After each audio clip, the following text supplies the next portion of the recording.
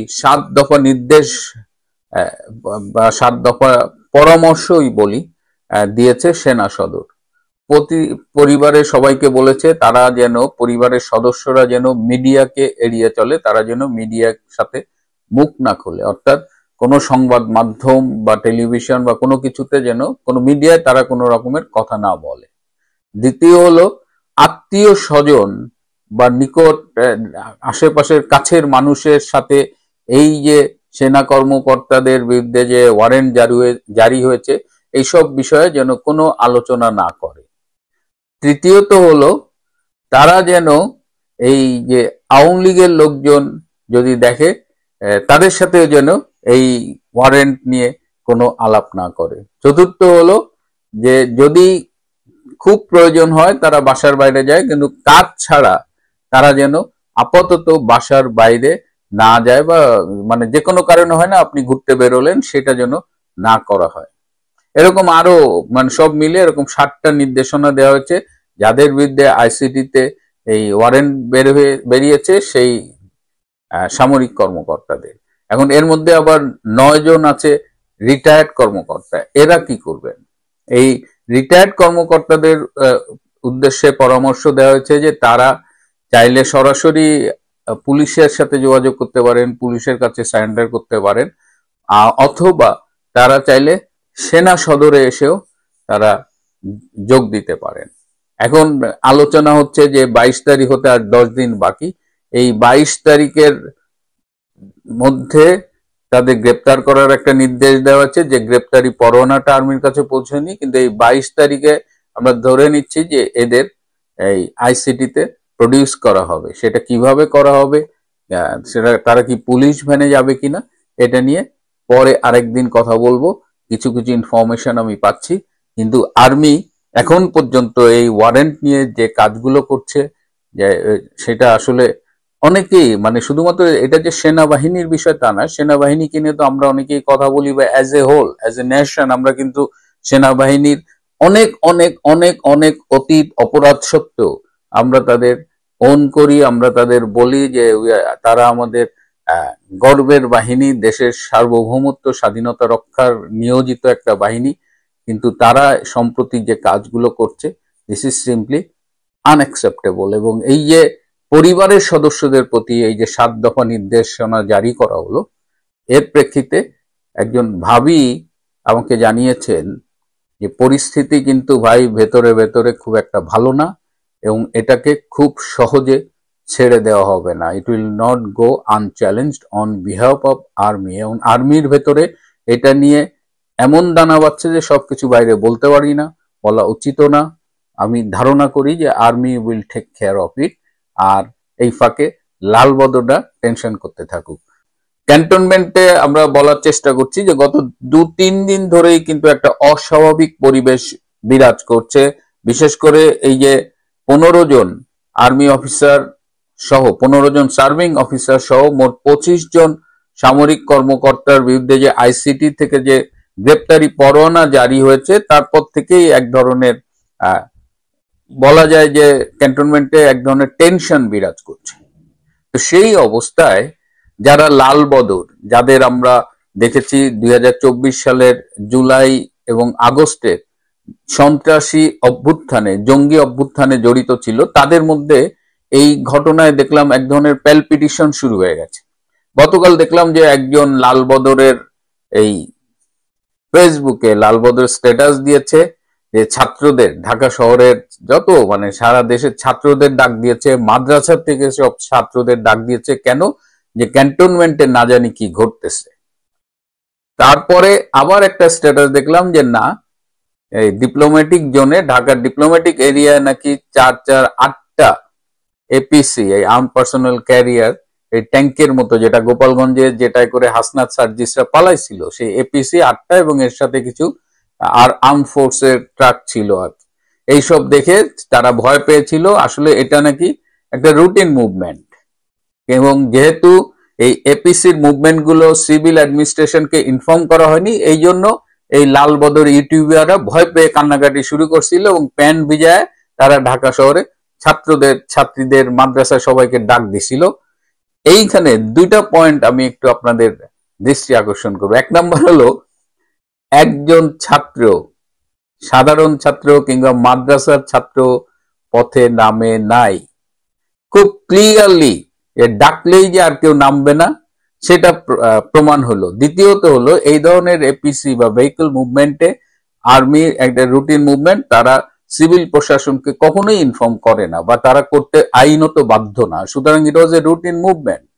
কিন্তু যেহেতু চোরের মন পুলিশ পুলিশ করে এবং ক্যান্টনমেন্ট যেহেতু একটু টেন্স সিচুয়েশন বিরাজ করছে, সেহেতু লাল বদরে ঘুম হারাম হয়ে গেছে। কোথাও দুইটা গাড়ি নড়াচড়া করলে, কোথাও একটু শব্দ হইলে, কোথাও যদি সামরিক প্রশিক্ষণে গুলি ফোটে, তো এদের ঘুম আরাম হয়ে গেছে। এরা এখন দিন রাত ঘুমাইতে পারে না, কি যে টেনশনে আছে আল্লাহ জানে। যা হোক, এই বিষয়টি মূল আলোচনা নয়। মূল আলোচনা হলো যে গতকাল সেনা সদরে সেনাবাহিনীর অফিসার্স মেসে একটা সংবাদ সম্মেলন করেছে এবং সেখানে সেনাবাহিনীর অ্যাডজুটেন্ট জেনারেল মোহাম্মদ হাকিমুজ্জামান ছিলেন, মেজর জেনারেল হাকিম ছিলেন এবং আরো অনেকেই ছিলেন, মিলিটারি ইন্টেলিজেন্স অনেক ডিরেক্টরে ছিলেন। এবং তাদের এই সংবাদ সম্মেলনের বিষয়ে কিছু বিষয় আমার দৃষ্টি আকর্ষিত হয়েছে। যেমন এই যে 25 জন সামরিক কর্মকর্তার বিরুদ্ধে, আর্মি অফিসারের বিরুদ্ধে, তার মধ্যে 9 জন হলো রিটায়ার্ড, একজন হলো এলপিআর এ আছে, আর 15 জন সার্ভিং। এই টোটাল 25 জনের বিরুদ্ধে যে গ্রেপ্তারি পরোয়ানাটা জারি হয়েছে, এই গ্রেপ্তারি পরোয়ানার কোনো কপি কিন্তু ক্যান্টনমেন্টে, সেনা সদরে বা কারো কাছে পৌঁছায়নি। পুলিশও ক্যান্টনমেন্টের সাথে যোগাযোগ করে কিছু বলেনি। কেবলমাত্র সোশ্যাল মিডিয়ায় দেখে এবং টেলিভিশনের স্ক্রলে দেখে তারা তাদের অফিসার্স মেসে মানে ডেকে এনে মোটামুটি বন্দী করা হয়েছে বলা হয়। এটা খুবই দুঃখজনক যে গ্রেপ্তারি পরোয়ানা না পাওয়ার আগে সোশ্যাল মিডিয়ায়, পত্রিকায় কি দেখলো, আর অমনি আর্মিদের কল করে ঢাকায় নিয়ে আসে অফিসার্স মেসে রেখে দেওয়া হলো এবং তাদের সাথে তাদের পরিবারের যোগাযোগ সব বন্ধ করে দেওয়া হয়েছে। এইটা কি ধরনের স্টেপ আর্মি নিয়েছে বুঝতে পারি না। আর্মিকে আর কত নিচে নামাবেন জেনারেল ওয়াকার খান? এই সংবাদ সম্মেলনে উচ্চারিত শব্দগুলো যদি আপনারা দেখে থাকেন, সেটিও কেমন যেন সেই পাকিস্তানি জামাতি শব্দ। ন্যায় বিচার শব্দটা বলে আমরা অভ্যস্ত, কিন্তু সেখানে অফিসারদের মুখে আমরা শুনেছি তারা ইনসাফ কায়েমের জন্য কাজ করছেন।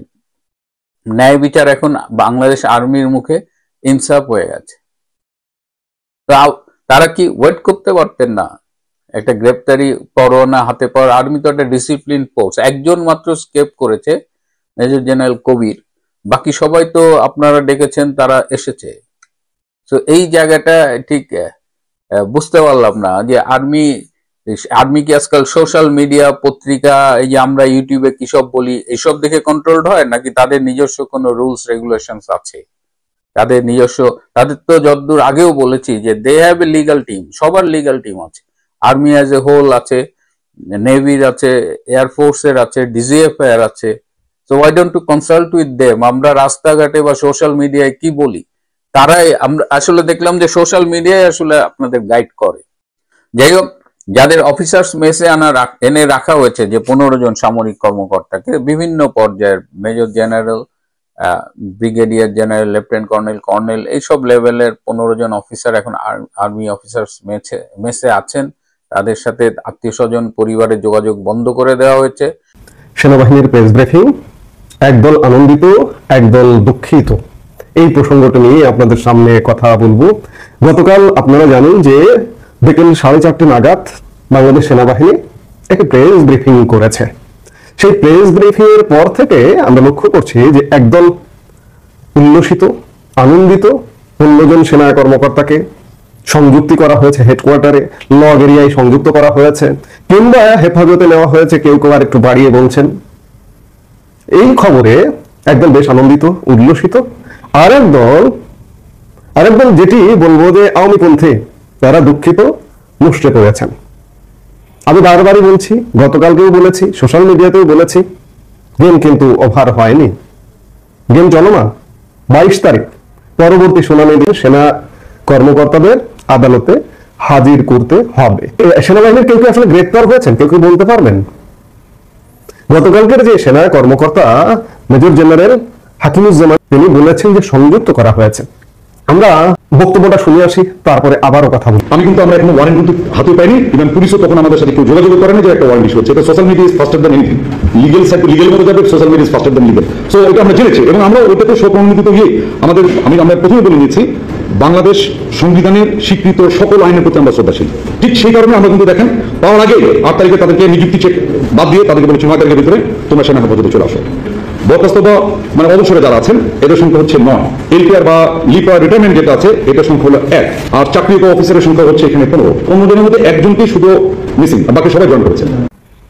দর্শক, আপনারা শুনলেন যে আমরা ওয়ারেন্ট ইস্যু পাইনি, পুলিশও আমাদের সাথে যোগাযোগ করেনি, আমরা সোশ্যাল মিডিয়ায় দেখে আমরা শতপ্রণোদিত হয়ে ব্যবস্থা নিয়েছি। হয়েছে সংযুক্ত করার নির্দেশ দেওয়া হয়েছে, অ্যারেস্ট করা হয়নি, কিন্তু হেডকোয়ার্টারে যে কোনো বদলির সময় এক জায়গায় সংযুক্ত করা হয়, সেই সংযুক্ত করা হয়েছে। যেটি হোক না কেন, সেনাবাহিনী গতকালকে প্রেস ব্রিফিং করেছে এই ঘটনাটিকে নিয়ে। সিভিল এরিয়াতেও দেশে একটা অস্থিতিশীল পরিবেশ তৈরি হওয়ার দিকেই যাচ্ছিল, বিদেশ থেকে বসে অস্থিতিশীল পরিবেশ তৈরির পায়তারা করছে। এখানে সুস্পষ্ট করে বলবো, পিনাকি ভট্টাচার্যের মতো মানুষ এই পরিস্থিতিকে ট্যাকেল করবার জন্য সেনাবাহিনী তড়িঘড়ি করে গতকালকে একটা প্রেস ব্রিফিং করেছে। কিন্তু আপনি কি মনে করছেন যে সেনাবাহিনী একমত হয়েছে? একমত হয়ে এই ট্রাইব্যুনালের অধীনেই বিচারটা হবে এমন একমত হয়েছে? সেনাবাহিনী কিন্তু বলেনি, কেউ বলেনি, কোনো অফিসার বলছে না যে বিচার হওয়ার কোন প্রয়োজন নেই, অপরাধ করেছে বিচার হবে না। সবাই বিচারের প্রতি শ্রদ্ধাশীল, আমরা সাধারণ নাগরিক বিচারের প্রতি শ্রদ্ধাশীল, কিন্তু বিচারটি যথাযথ প্রক্রিয়ায় হতে হবে, ন্যায় বিচার হতে হবে, অবিচার যেন না হয়। আমাদের সকলের সেটাই কথা, সেটাই প্রত্যাশা। আমি পিনাকি ভট্টাচার্যের কথা বললাম। ভোরবেলা উঠে দেখি মধ্যরাতে পিনাকি ভট্টাচার্য মাঠ হয়ে গেছে। ফেসবুকে হঠাৎ করে ঘটনা দিচ্ছেন 46 ব্রিগেড উল্টাপাল্টা আচরণ করছে। 46 ব্রিগেডটা হচ্ছে ঢাকা ক্যান্টনমেন্টের একটি ঐতিহাসিক ব্রিগেড। এই ঐতিহাসিক ব্রিগেড নাকি বিক্ষুব্ধ হয়েছে, বিদ্রোহ করবে ইত্যাদি।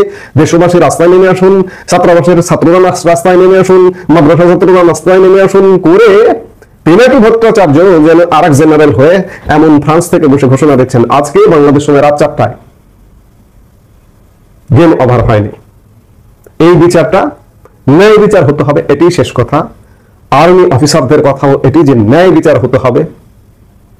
সেনাবাহিনী অফিসিয়ালি, হ্যাঁ, গতকালকার ব্রিফিং অফিসিয়াল ব্রিফিং, সেনাবাহিনীর বক্তব্য, অবশ্যই সেনাবাহিনীর বক্তব্য, কিন্তু বক্তব্যের মধ্যে আমি অনেক ফাঁকফোকর খুঁজে পাচ্ছি। সেনাবাহিনী তো একটা অফিস, একটা প্রতিষ্ঠান, সেনাবাহিনী ওয়ারেন্ট হাতে পায়নি।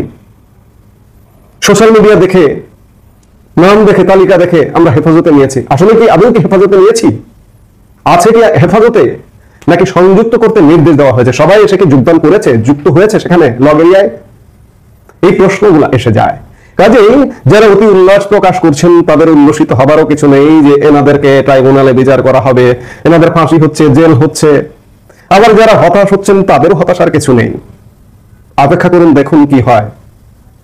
আমার কাছে যেটি মনে হয় যে এটি একটি বাংলাদেশে গত 15 মাসে যে অব্যবস্থাপনা, এই অব্যবস্থাপনার একটি টার্নিং পয়েন্ট, এই অব্যবস্থাপনারও একটি অংশ এই যে সেনা কর্মকর্তাদের অ্যারেস্ট ইস্যু করা, ওয়ারেন্ট ইস্যু করা, এই অব্যবস্থাপনারই একটি অংশ গতকাল সেনাবাহিনীর বিক্ষুব্ধ প্রেস ব্রিফিং। আমরা চাই সবকিছু ব্যবস্থাপনায় আসুক, নিশ্চয়ই ব্যবস্থাপনায় আসবে। আমি বারবার বলছি যে এটি একটি টার্নিং পয়েন্ট, এবং এই টার্নিং পয়েন্ট থেকে বাংলাদেশ ঘুরে দাঁড়াবে, ঘুরে দাঁড়াক, সেটাই প্রত্যাশা করি। আর যদি না দাঁড়ায় তাহলে কিছু করার নেই, বাংলাদেশ হেরে যাবে, মুক্তিযুদ্ধ হেরে যাবে, ন্যায় বিচার হেরে যাবে। আমরা হয়তো বাংলাদেশই থাকবো না। যে পরিকল্পনার অংশ হিসেবে এই কর্মকাণ্ডগুলো হচ্ছে, বাংলাদেশকেই একদম আউট করে দেওয়ার পরিকল্পনা, আমাদের সেগুলো হয়তো মেনে নিতে হতে পারে। আমি হতাশার কথা বলতে চাই না, আমি আশার কথা বলতে চাই। আমি আশাবাদী মানুষ, এখনো আশা করতে চাই, স্বপ্ন দেখতে চাই। আমাদের 71 মুক্তিযুদ্ধের মাধ্যমে অর্জিত বাংলাদেশ হেরে যেতে পারে না। এক বিন্দু রক্ত বেঁচে থাকতেও হেরে যাবে না। কাজেই অস্থিরতা কিছু নেই, অপেক্ষা করুন, দেখুন। এখনো আজকে 12 তারিখ, 12 অক্টোবর, 22 অক্টোবর হাজির করতে হবে। আমি শেষ কথাও বলবো যে অপরাধী যদি কেউ হয় তার বিচার হতে হবে। কিন্তু এইখানে কি হচ্ছে, আজকে 24-25 জন অফিসারের বিরুদ্ধে ওয়ারেন্ট ইস্যু হয়েছে, এমন কথা উঠেছে সোশ্যাল মিডিয়ায় যে আরো 100 জন ওয়ারেন্ট ইস্যু করা হবে। গতকাল প্রধান উপদেষ্টার একজন প্রেস সচিব আছেন, আকবরী অনেক কথা বলেন, তিনি বলেছেন আর কারো বিরুদ্ধে ওয়ারেন্ট ইস্যু করার অধিকার নেই। তিনি কে? তিনি আদালত, তিনি আইন। কাজেই পুরো সেনাবাহিনীর মধ্যে মনোবল ভেঙে যাওয়ার মতো ঘটনা ঘটে গেছে। গতকাল প্রেস ব্রিফিং এও মেজর জেনারেল সাহেব যিনি প্রেস ব্রিফিং করেছেন তিনি বলেছেন, কাজেই যা হচ্ছে কোনো কিছু সঠিক হচ্ছে না। নিশ্চয়ই আমি বারবারই বলছি এটি ইউটার্ন পয়েন্ট, এই ইউটার্ন পয়েন্ট থেকে বাংলাদেশ ঘুরে দাঁড়াবেই। এই মুহূর্তে পর্যন্ত সবাই ভালো থাকুন, সুস্থ থাকুন।